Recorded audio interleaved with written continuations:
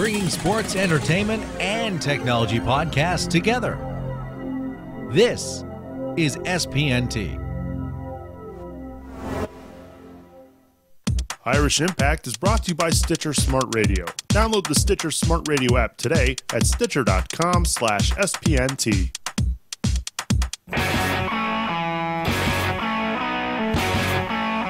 What's happening, Irish fans? Soups here for Irish Impact. Notre Dame 8-0 on the year to start the season with a huge win. Unbelievable game, 30-13 over the Oklahoma Sooners in Norman. That's what's even more amazing. Glad you could join us for episode 10 of the podcast. I'm Nick Superlane, joined alongside Kevin Werner. What's happening, Kev? Hey, Nick. Great to be back again. Another victory for the Irish. Biggest one yet, probably, with a win on the road, as you said, in Norman, moving up the BCS rankings, and I'm still just shocked by it all. I think what was more shocking about it, Kev, is that, you know, you and I both thought they would win. It was the way that they won that was really kind of surprising. Yeah, I mean, the concern going into it was they'd never seen such an explosive offense, and they saw sparks of it, but Notre Dame's defense proved that defense can win football games as they were able to contain throughout the ball game, give up what they did, but never really into the end zone, and only gave up 13 points. And another great performance by the Notre Dame defense, because everyone expected if the Notre Dame would win this game, it'd have to be in a shootout fashion, and it proved not to be the case. Just great D, and they put points up and won. Great D. It seems like that's been the theme each and every week here on the podcast. Tremendous defense led by Heis Manti. Have you seen that that campaign? Yeah, that's happening. It's happening. And it's here to stay, too, for the rest of the season, I think well-deserved. Absolutely. We'll touch on that here in just a bit. We've got all kinds of stuff to talk about this week. We'll talk about Everett Golson's performance. We'll talk about Sierra Wood had a good game. The running game in general had a good game. The way that the defense played, like we mentioned. The special teams was a little to be desired as far as the field goals go, but still at the end they ended up making a big kick when they needed to. We'll talk about the controversial, which wasn't controversial, call at the end of the first half. Clearly, it was a holding call. The refs got it right. Big game Bob certainly didn't think so. Yeah. We'll talk about that. And then the big thing that we need to talk about, Kev, you have to beat Pittsburgh. Oh, yeah, that's the thing. Now, after such a high and, ecstatic, everyone, we believe Notre Dame, finally getting national respect, because very few people had them winning this weekend. The only one I can think of on ESPN was the coach, Lou Holtz. Everyone else didn't give him much of a chance. Right. And he always picks the Irish. So, I mean, a lot of people were just saying, oh, this is where, they started talking him down after they had, I thought earned respect already, but it was a lot of, the schedule wasn't as tough as we thought. Right. They haven't looked that great. And now they're going to play a real team, and this is when they're going to finally show their true colors and get beat up. And they showed their true colors all right. Oh, yeah. It was for the victory and a great defensive domination and an offense that isn't explosive but is able to be effective. Effective was a key word there. They did have two big explosive plays, but other than that, it was they kind of grinded out, moved the chains, keeping Landry Jones and their offense off the field, which ultimately turned out to be pretty pivotal for the Irish. Big win, 30-13 over Oklahoma. Before we dig a little deeper, just a reminder, you can email us at irishimpact@spnt.tv. You can also catch the show at irishimpact.com. And give us a follow on Twitter at Irish Impact. I live tweet during all of the games. I'd love to see your tweets and to hear from you, so make sure you send us your tweets your way. All right, so let's dig a little deeper, Kev. Everett Golson had the week off against BYU. It gave him a chance to kind of clear his head, as Coach Kelly said. Probably gave him a better chance to kind of recuperate. I mean, he's had, and to also prepare. Yeah, I mean, he was going to need to have the game of his life basically against Oklahoma, which is saying a lot since he's a freshman and hasn't had a whole lot of snaps in a Notre Dame uniform. Well, that's the thing with we've been saying it all year. He's learning on the go. It just happens to be this magnificent ride we're starting to see the Irish have. It now at undefeated 8-0. Every game he gets another game under his belt. He looks a little better. This is arguably his best performance of the year, and the way that he was able to control the huddle and make decent decisions, never really force anything out of hand because he didn't end up having to turn the ball over, and he just played smart in the pocket. Used his feet effectively. That a lot comes to the play calling, where they're starting to open up the book where he can run the ball more, which opens up the entire offense. And Everett Golson, Statistically, 13 for 25, 177 passing, but on the ground, 11 for 64 and a rushing touchdown. And that's the kind of game, if you see out of him, the Irish should get a W. And that's why they want him playing over Tommy Rees. Tommy Rees is a great quarterback. Well, I'll take that back. Not great, but he can play the position for what we're asking him to do. One of the best backups in the country, without a question, the way he's been able to come in and play. Even this week came in just for a cameo appearance, one play, but it was a big play, third down completion to Eifert. But going back to Golson, that's what we mean. He has that ability to run the ball. They script plays for him to run. And when those are effective, the defense now has to plan for that, and it opens up the secondary for him to make those passes over the top, spreading the ball out, hitting a couple different receivers this week. Jones was the main guy with 5 receptions, but a big bomb to Chris Brown and a couple hits to other guys. They spread it out, and then the running game they lean on again, and it's effective, and Notre Dame just keeps moving the chains. But again, like we said, not a lot of explosion, but it doesn't have to be if they're just keeping those chains moving. Right. It was a slow, kind of almost more of a methodical, let's get 3-4 yards here. You get 4 yards a pop, you're getting a first down in 3 plays, that kind of thing.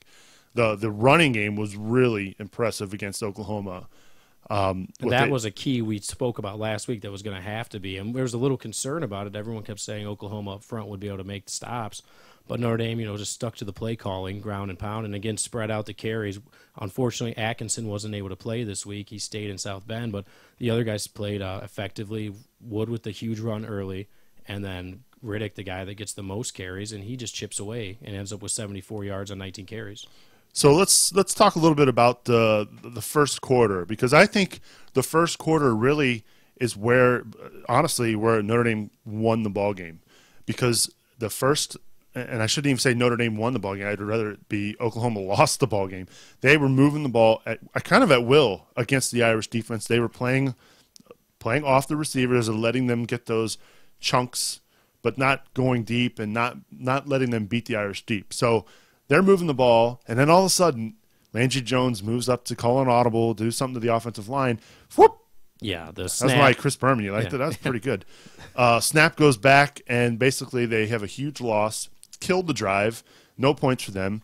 Notre Dame, I don't know if they got a first down or not, but I know that they didn't do much with it. They ended up giving the ball back. Oklahoma goes down, scores 3 points. Everyone that listens to the podcast, I'm pretty sure that when the game started, Oklahoma moving the ball well, we were all a little nervous how quickly they were just flinging it downfield, that hurry-up offense, trying to get Notre Dame out of sync. And they looked tired, they couldn't keep up. Well, they were just setting up so fast at the line of scrimmage with the scripted plays ready to go, go, go. But when Landry Jones stepped up, as you said, and tried to change the play and the center snapped it, that killed the momentum, kind of flipped a switch. Notre Dame's defense, next time we saw them, the rattle was gone that we kind of saw on that opening drive, and they made the adjustments and played pretty well.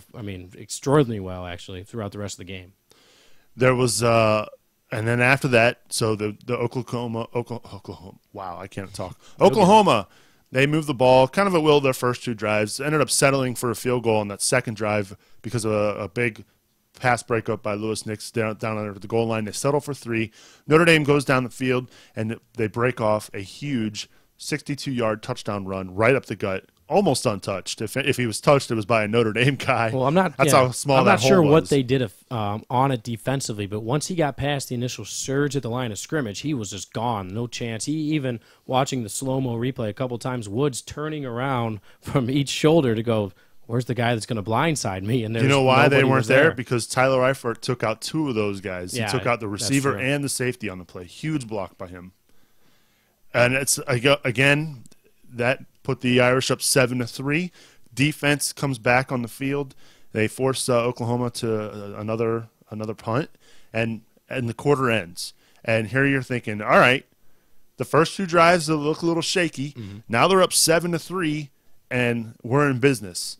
And sure enough, the rest of the way, the Irish defense came to play, and they just put it to the Sooners offense. Yeah, once they saw what Oklahoma was really going to be all about, which was that passing game, we knew they had coming in, but the Sooners were never able to run the ball, held to just 15 yards for the ball game on the ground. Unbelievable. And so all of a sudden, Notre Dame knows they're throwing, and they'll let them dink and dunk, but they never gave up the big plays.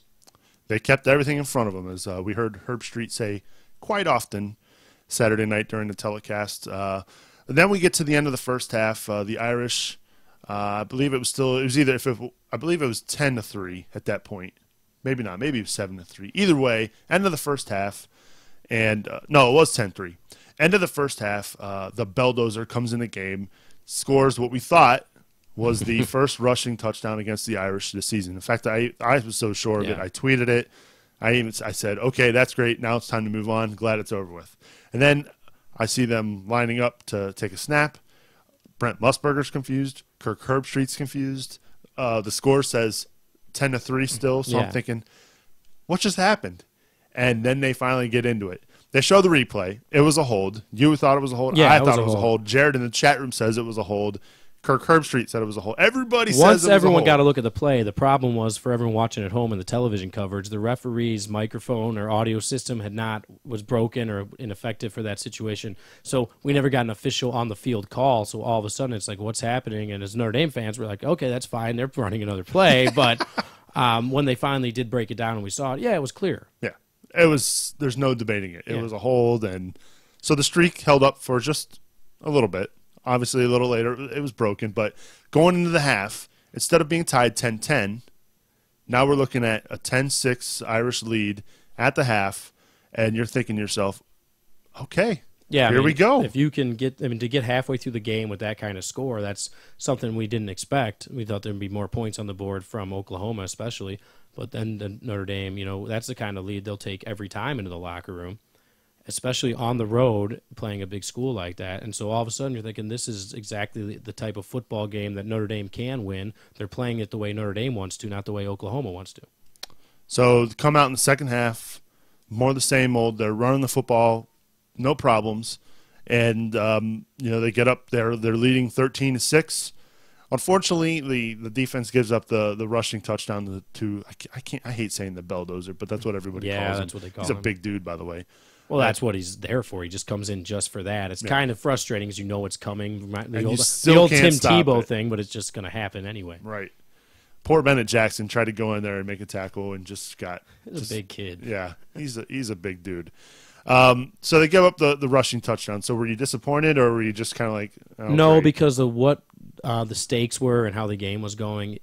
What the score was. It was okay because, yes, they didn't want to have to give it up in the streak and all that. But looking at where they were and what they were doing, okay, we're still in this game, so it's fine. They had to resort to trickeration, Oklahoma did, down there, 4th and 2, and they looked like they were going to run the football, and Bell ends up throwing the ball to the fullback who converts on the first down.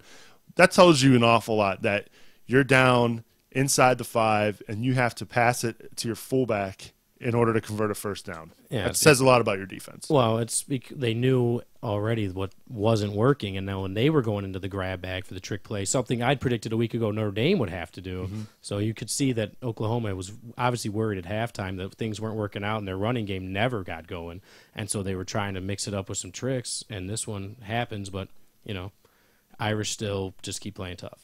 They keep playing tough, and so they tie it up 13-13 in the fourth quarter.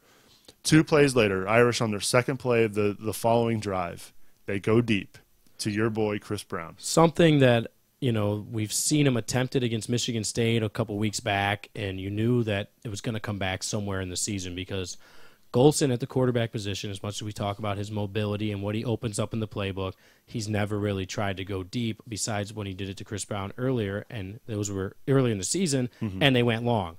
So they call the play this time. Oklahoma's not prepared for it. The ball is on the money, perfect spiral, best throw the kids had all year, and Brown's there for the catch, and it quiets down the stadium, and now here come the Irish on the drive because they really needed an answer. If they would have went 3 and out on that possession, it could have changed a lot of the momentum. Absolutely. It was a great play call, and the reason it was a great play call is because they spent the entire game setting it up with those stretch plays, those stretch handoffs, and the running game just basically broke Oklahoma's will, and that set it up, allowed they got the safeties to kind of creep up and get them out of position. At that point, it's one-on-one with Chris Brown's speed. He can get by guys, and it was just a beautiful pass, a beautiful reception, and Notre Dame's in business. They ended up scoring a touchdown a couple plays later on Everett Golson's quarterback sneak. Well, not really a sneak, a run, designed run. Yeah.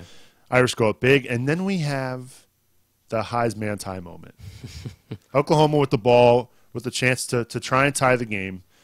Landry Jones completes a pass to one of his receivers. It looks like I can't remember who knocked it loose.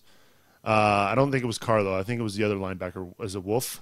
I'm not sure exactly on the play. Either way, he was knocked out, and Johnny on the spot, Teo, with an unbelievable pick. Originally, when I texted you Saturday night, I was like, no way, this is no way. It's not a pick. It hit the ground. I saw some other replays from some Dan Fox. Thank you. I had the animal right, Jared. Not really the right animal, but I had an animal. Dan Fox. So when I first saw the play, I thought, there's no way. It hit the ground. There's just no way. Yeah, you were calling me a homer because we were kind of texting back and Yeah, forth. you're like, oh, it's a pick. No, but No way. on the further review on the replay, you could just see how when he did bobble it, it was only between his legs. I was never on looking the at the ground. same replay as you, though. But then later on, I saw another angle from a different camera that I was like, wow, he really intercepted that ball. Yeah, they really broke it down on all the shows, Yeah. College Game Day Final and whatnot, to really illustrate how amazing it really was. It was just it's a play that when players win the Heisman that they will show for years. And I'm not trying to really hype this play up because it was a fantastic play, but you have to consider the moment. You know, the Irish are 7-0, looking to continue this magical season in a hostile environment in Oklahoma. Their season's on the brink. With a win, they could be possibly back in the national title chase. And that play basically took the air out of the entire stadium.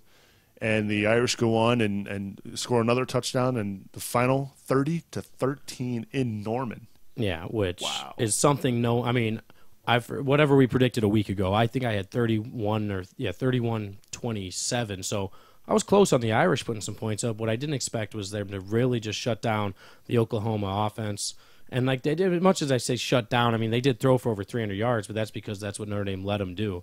And so once again, here we are back on another episode of Irish Impact, talking about how great this defense is, because they do it again, and led by Manti Te'o. I mean, the Heisman talk has to be legitimate. He comes out of this game with 11 tackles and an interception. His first sack of the season on one of the biggest plays of the game. He smoked Landry Jones. That was a great play. And you know what's even better about that play, Kev, is Landry Jones saw it coming. He went up to the line and made an adjustment with the coverage call, and Teo still gets in there untouched and just pummels him. Oh, I mean, he just timed it perfect, the dead sprint right in the backfield. And the only thing missing to make that play one of the best of all time was if the ball popped out. Oh, yeah, absolutely. I mean, the only thing Landry Jones can take credit for on that is he somehow tucked it in his gut and held on to it. Amazing. He got popped. I'll try to get Dan Fox's name right. He's not a wolf. I should know that. I apologize, Irish fans. I will get better at that. But still, a huge win, 30-13. The Irish move on to 8-0 on the season. And if you were to tell me, or anybody were to come up to you before the season started, Kev, and somebody would say to you, "Oh yeah, Notre Dame's going to start 8-0," what would you have said? Well, it would have been hard pressed to convince me, just because all the questions we've had as the show's matured and the season's matured. We always thought the secondary was going to be young. They lost key players. Golson's going to be a learning curve. There's going to be struggles moving the ball offensively in the air. But the running games come through. Brian Kelly has come up with a great game plan. They're executing it very effectively on the field. I mean, the offensive line this week, and we've been harping on them a couple games where they've struggled in Stanford and against BYU.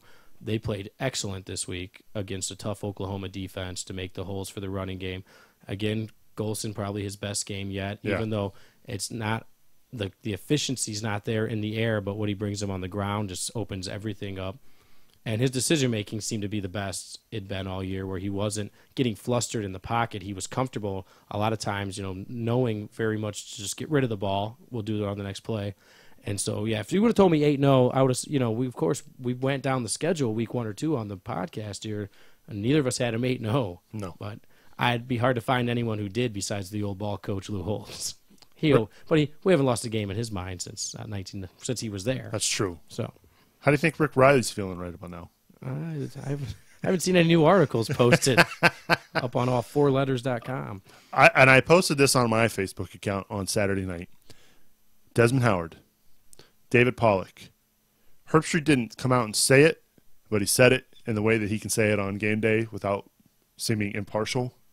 He didn't think they were going to win. Corso picked the Sooners. He shot off his little cannons or rifles. Mark May. Well, right. All of them had to shut up Saturday night, and it was fantastic. Well, Mark May ends the night wearing a Lou Holtz Halloween mask. Yeah. In homage. It was great. Absolutely great to see them all kind of. Well, I mean, one thing I noticed as the game was going on, I was looking through Twitter, and a lot of the guys I follow come from the big college sports networks, and they were all just saying, no matter how this ends, respect is now given to Notre Dame. No one knew what to expect. They always thought, yeah, they've been slipping one past BYU, Stanford. They just squeaked by in overtime on a play that some still call controversial. But here they go on the road in true color time. No way. This is a Big 12 team. They too explosive, and Notre Dame comes out. And one thing, I mean, you brought it up weeks ago. I'm starting to see other people bring it up now. Notre Dame's defense and with their offense combined, they're starting to play like an SEC team. Yeah, it's remarkable to see the transformation that we've seen. That they are not going to let people beat them on offensively. Teo, the front four have been just unbelievable. Danny Spahn has played great at linebacker. He's been a great, a good force this year. Fox, Calabrese, Teo, the secondary, who we thought were going to be the biggest issue with the Irish this season, and a game against Landry Jones where they had to cover their butts off. They did a great job. Yeah, and the front four putting enough pressure in there. I mean, Nix was up in the center. But they weren't even really getting. Well, Nix had a huge deflection when he put his hand up at one point, even though because they were using two guys on him at one point because. I mean, he's a big guy to begin with. Right. You think Oklahoma would have big kids to go up against him, but just, the front seven, as great as they are, I mean, again, the secondary, like you said, too, they deserve their credit because this was the biggest challenge they've seen all year. There weren't a whole lot of missed tackles. Farley had a good game tackling. Russell had a good game tackling as well in the secondary. To me, it's the best Irish defense I've ever seen. And I'm 31. And another part of how well they played, the adaptation to the speed on the field. Again, this was a hurry-up offense they were going up against, and they had to make adjustments on the fly, just getting the quick signals in from the sideline. Teo directing traffic, in the linebacker position. Right. I mean, really phenomenal play. Is this the best Notre Dame defense you've seen? I mean, yeah, I do remember in 2002 the defense also carried the team to a equally eerie 8-0 record. And 3 in the BCS back then as well. But I remember then the offense wasn't there for the team, and the defense won a lot of those ball games. But I mean, it's hard to remember how great that defense was. But I don't want to put them down. But this one's definitely, if not one, they're two that I've seen. Well, we'd love to hear your thoughts. Hit us up at irishimpact@spnt.tv. You can also send us your tweets. Another question I wanted to ask you. We kind of touched on it a little bit. The Hides Manti, he's a lock now for New York, would you say? Unless things just go flat and someone else really popped out. But I don't see that happening with the way the schedule lays out. I would expect him to be there at the dinner. I mean, right now he is second in the country in takeaways. First for linebackers and interceptions.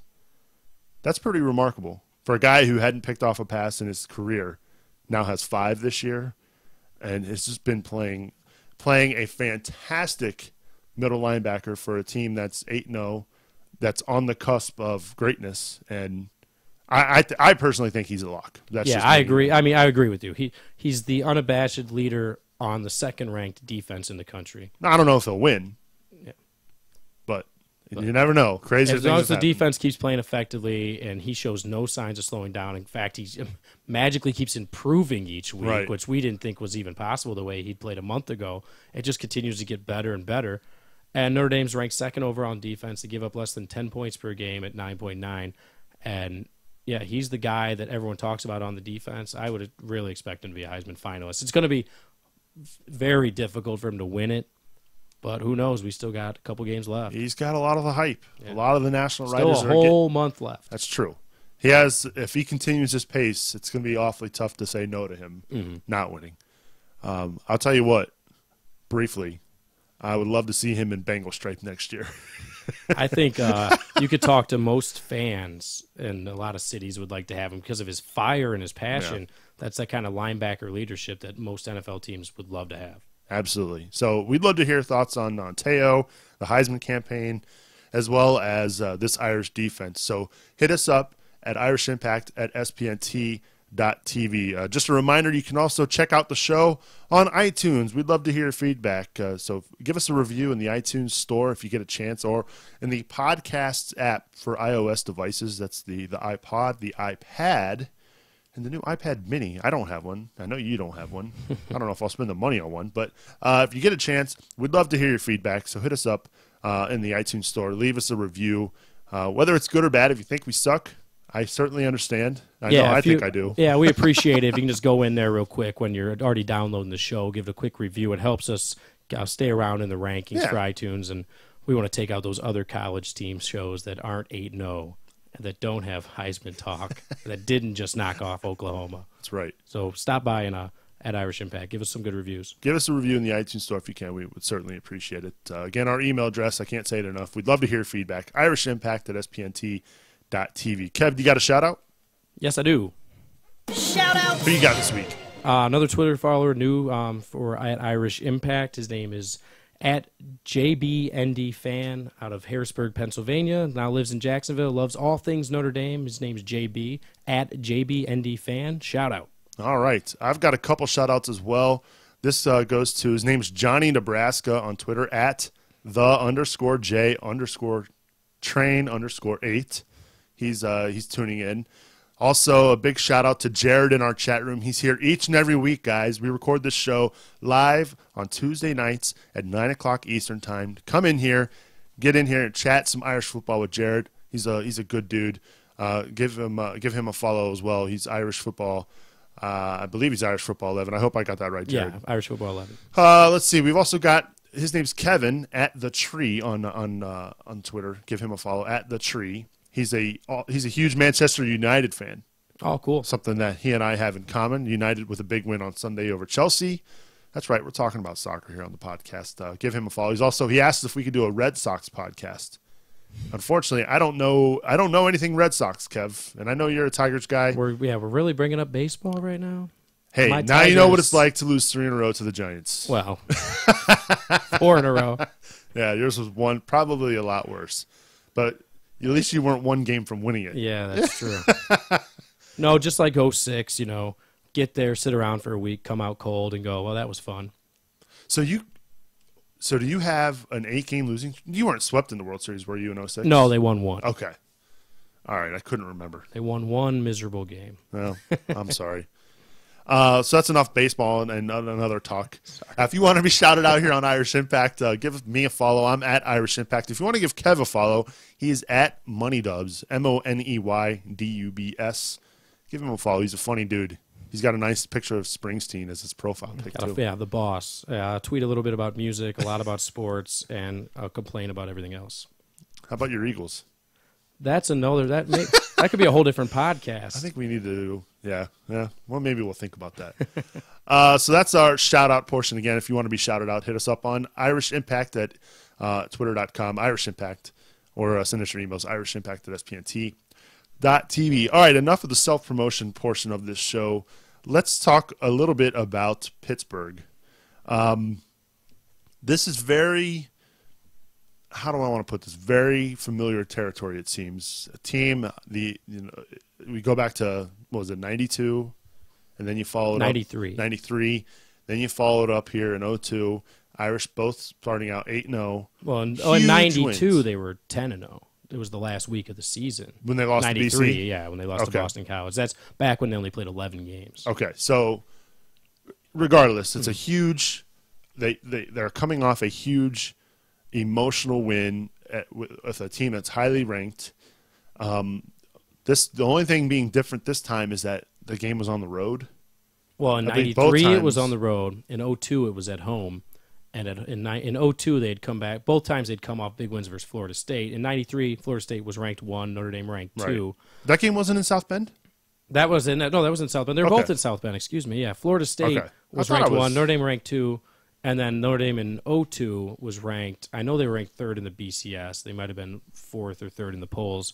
But in that game, and just 10 years ago, they lost 14-7. Carlisle Holiday didn't play in the game, and Pat Dillingham, whose name is scarred in my mind because of what he did in that game. The defense played well, and there was a play where Boston College sent the house on him, and he just did that move that you should only see a kid do in a playground game where he just turned around and flipped the ball up in the air. Like, don't hit me. Some linebacker housed it. And that was when it was tied at 7, and the final was 14-7. Ouch. Yeah. It's funny that I can remember that game in 93 was a home game, yet I can't remember Dan Fox's name. How sad is that? Well, onward and upward. All right. So the point I'm trying to make here is that they're coming off an emotional, hard-fought win, a game where nobody gave them a chance to win. They did it. Now they've got to take care of business this week against a Pitt team that started off the season kind of laughable with some ugly losses. I believe they lost to a 1AA team. Yeah, Pitt comes into the game at 4-4. Here's their schedule. They lost to Youngstown State to start the year, 31-17. Lost to Cincinnati, 34-10. Then upset Virginia Tech, who was ranked 13th at the time, 35-17. Then beat Gardner-Webb. Get a map out for that one, 55-10. Lost to Syracuse, 14-13. And then Louisville beat them by 10, 45-35. And then they've won 2 in a row over Buffalo and Temple, 20-6 and 47-17. So they come into this one with a 500 record at 4-4. So now, what do you think? I mean, because they're showing signs of improvement. That's a mixed bag. They have a good, an okay quarterback in Sunseri. I mean, he's a 4-year starter, I believe. So he's been around. He's played in this game before. So he's not going to be afraid of the big lights. Unfortunately, you just don't know which Pitt team is going to show up. Yeah, I mean, now just when you're looking at their schedule, it's kind of losing to Youngstown State, but then beating Virginia Tech, playing a tough game with Louisville, the ranked team. And then these last 2 wins, I mean, they're playing better, yes, but Buffalo and Temple, those aren't anything. Well, Temple's Big East now. You can't say they're a MAC school anymore. Yeah, they're both just 4. They're both 3-4 and 4-4 teams. So, like, you've seen games looking just down their schedule where they've scored points, like they've been able to put up in over 35, 55. And then there's games where they haven't really been able to be productive at all. I think coming into South Bend, their offense is definitely going to be challenged, obviously facing the Notre Dame defense. But they're definitely not a pushover team. I mean, they're not coming in here just playing a team that's going to not put up a fight, because everyone always gets up their toughest game for the Irish. Absolutely. The game's at home, so that's a good thing for the Irish. It just reeks of that ultimate deflation, that ultimate letdown. And I don't think, the reason I think this is different is I don't think Coach Kelly will let it happen. He's kind of been, he's had experience with this in Cincinnati, where he's got a team, a young up-and-coming team that nobody's given them a chance to do anything. Took them to a 12-0 season. Unfortunately, they got stomped in the bowl game, but Brian Kelly wasn't coaching in that bowl game. So he's got experience with leading teams to undefeated seasons, and he has a pedigree in college football with his days at Grand Valley State, where he's won multiple national titles. So he knows what it takes to keep a team focused, keep them on the task at hand. And I honestly don't think that Pitt will be a problem for them. No, I mean, Cincinnati can throw the ball. He's ranked 8th in the country in passer rating. But, again, with that schedule, how do you really know what's he going to be able to do on Saturday? I mean, Notre Dame, we'll see what they can do again. Pitt winning last week 47-17 over Temple. So they come in here with the 6th straight opponent facing the Irish that scored 40-plus the week before. None scored more than 17 against Notre Dame. So these teams come in after great offensive efforts, and Notre Dame quickly puts out the flame. So he comes in this year. Jared fills us in the chat room. 14 touchdowns and 2 picks. That's it. So he's playing better, playing well, but he hasn't seen a defense like Notre Dame's defense. He probably has not seen a pass rush like Notre Dame's pass rush. I don't think Virginia Tech's pass rush is anything like the one that he's going to face. Louisville's not great, but I think that the key is going to be it's like a record here. We keep playing it over and over again, Kev. Run the football and play good defense. Yeah, that's all Notre Dame, I think, is going to have to do to be able to just play smart in this one. Don't turn the football over. I mean, no, obviously, and then just run the ball. I mean, and we've seen that. Hopefully, they get GA3 back this week, and he's good to go. And then we just do what they've been doing. Get Wood his carries, get Riddick his carries, ground and pound, open up that passing game. And I think it's going to be very tough for Pitt to try to match up with him because Notre Dame should be able to. If the offense can do what we saw last week, they should be able to keep it going into this week against a weaker opponent who's given up more points a game than Oklahoma. Absolutely. And now back at home in South Bend. So the Notre Dame should be able to keep it moving and just keep growing offensively. And then defensively, they just need to, come out prepared for this, whatever the offense Pitt wants to bring. That's why they play the game, right? They play to win the game. Do you remember your bold prediction from week ago? Did we even do bold predictions this I week? predicted the Irish would come out with a trick play. They sure as heck tried, but they never converted on any of them. They did. I mean, you and I talked. I don't know if we talked about it on air, but we did talk about it off air where I said if they want to win this one, they will have to go deep eventually, and they did go deep for that big pass to Chris Bound. But I said trick play, and they tried that one reverse pass, but Yeah. good. I was glad he just got rid of it. Yeah, no kidding. That could have been really bad. Yeah. So let's do a bold prediction for this week. What do you got? I think the Irish bold prediction will run for over 200 yards again. Well, 200 over 250. I'll say they should just pound it out. You stole mine. Yeah, I was gonna say over 3. that could be a thing too. I didn't want to go that high again because I just don't know. But I think they're just going to run this one. This could be a short game. I think they just keep it on the ground, keep the clock moving. So my bold prediction for this week, since you went with the rushing yards, Okay. I'll say that the Notre Dame defense forces 5 or more sacks. You think they really put pressure on Yeah. the quarterback? Yep. I think that they're going to get to him, and he's not as mobile as some quarterbacks they've faced this year, but it sounds like they've got some issues on their offensive line. So I'll say that the Irish force 5 or more sacks this week. That's my bold prediction. I'd love to hear your bold predictions. Hit us up at irishimpact@spnt.tv. Just send us your emails. If you've got some other bold predictions, you can also send it to us on Twitter at Irish Impact. Kev, give us a final score for Saturday. I'll take on Saturday at home, the Irish hosting Pitt. I'll give it to Notre Dame on this one, 35-14. 35-14, so you have them moving to 9-0 on the year.